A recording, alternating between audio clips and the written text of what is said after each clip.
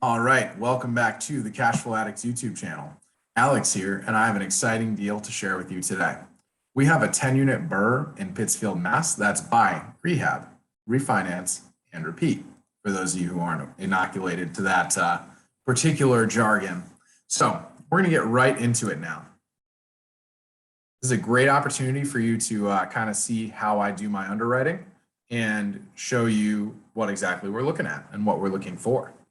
So this deal basically as is about an 11.5% cap rate.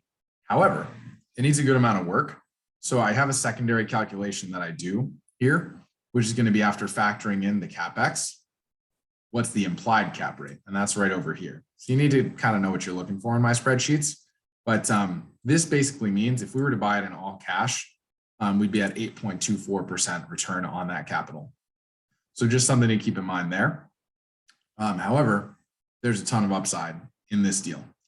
So what's happening with that CapEx? I'm just going to walk you through that.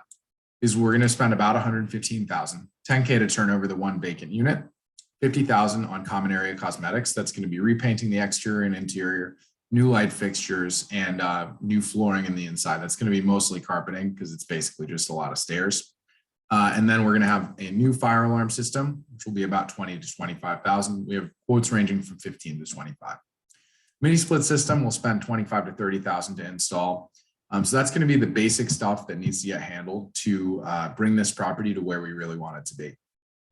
The part of why we're doing this heating system, it's twofold. One is we've got heat included in all the rents, which is a dramatic cost for us. And secondary is that the heating system, the pipes for the steam radiators are aging out. It's about time to get rid of them. So by putting in these mini splits, we can decommission those quickly and we can increase the NOI on the property substantially. So we can take this $11,500 in annual heating costs and turn it down to like $4,000 exclusively for hot water. So that's going to reduce our expenses almost $7,000, $7,500 a year, which is a solid chunk of change. So now, with all of that in mind, let's get into it. So we have $7,165 in monthly income, which includes one vacant unit, which will turn over quickly. And there's an upside easily to $8,600, which is basically what I've got budgeted in here. We're going to backpedal on this a little bit because I have more conservative increases in mind for the first year. But this is what we'll eventually get to on the property.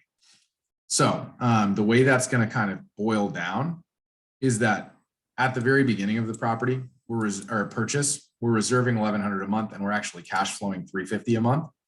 But once we actually capture the maximum upside in the rents, we're gonna have about $2,000 in cash flow. And once we refi, it'll be just higher, and now we'll have an amortizing loan. We'll be able to cash out if we just pull 405 out of the deal, and that's only a 55% LTV. If we were to maximize our potential cash out based on a cap rate analysis, we should be able to pull over $100,000 out. We're probably not going to be able to do that because by comps, we would really see an ARV closer to 600, and that 730, we might be able to get that on market, but it's going to be tough to get a bank to just say, yeah, absolutely, I'll let you borrow more than what I would normally see comps trading at. One of the nice things about the mini splits is that we may be able to justify a higher value by saying nobody has this. Like, we're really setting ourselves apart from the competition. So there's a little bit of ambiguity there, but what we can say conservatively is that it should be worth about $60,000 a unit. So there's a full cash out scenario here. So this is kind of the best we're going to get those rents to. But what we're going to do instead is actually just add about 50 to the rents across the board. So that's what this is going to look like when we're doing this stabilization. And this one will actually keep right here. So that's what the rents will really look like, and what we would actually see in terms of like a conservative cash flow in that sort of end of the first year. So just to give you some context there, I just have one last thing to share today. The second most exciting thing that's happened today is that I get to eat my leftover piece of rum cake from this weekend. John's girlfriend Alexis brought some for our holiday party, and I've got to say her mom Issa is a great cook. This is quite possibly the best cake I've ever eaten. I have to say it. You know, it kind of feels like throwing my own mom under the bus, but Issa made some really bomb cake. Thank you for watching, and have a great day.